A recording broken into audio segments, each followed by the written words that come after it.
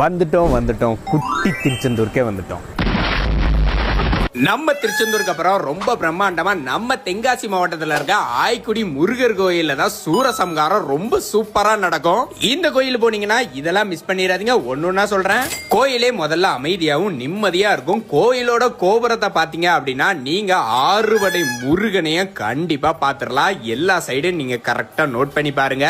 ரெண்டாவது, அங்க அரச மரமும் வேப்ப மரமும் ஒன்னா சேர்ந்து வளர்ந்துருக்கும். மூணாவது, இந்த கோயில் ஸ்பெஷல் வந்து படி சாப்பாடு தான். நாலாவது, கோயிலுக்குள்ள என்ட்ரானோன்னு அங்க நீங்க நிறைய இடத்துல மீன் சின்னத்தையும் அது மட்டும் இல்ல அதுக்கு பக்கத்துல செங்கோலையும் பார்க்கலாம். இந்த சஷ்டிக்கு நீங்க விரதம் இருக்கீங்க அப்படின்னா இங்க இருக்க பாலமுருகரே வந்து பொறப்பாரு அப்படிங்கறத சொல்றாங்க. இங்க ஒரு சில மைல் மட்டும் நம்ம முருகரை சுத்தி சுத்தி வரும். நீங்க அதிர்ஷ்டம் இருந்தா கண்டிப்பா அதை பார்க்கலாம். இந்த கோயில் நம்ம தென்காசி மாவட்டம் ஆய்க்குடியில தாங்க இருக்கு. யாரெல்லாம் இந்த கோயிலுக்கு போயிருக்கீங்க அப்படிங்கறத கமெண்ட் செக்ஷன்ல சொல்லிட்டு போங்க. மறக்காம நம்மள ஃபாலோ பண்ணிக்கோங்க.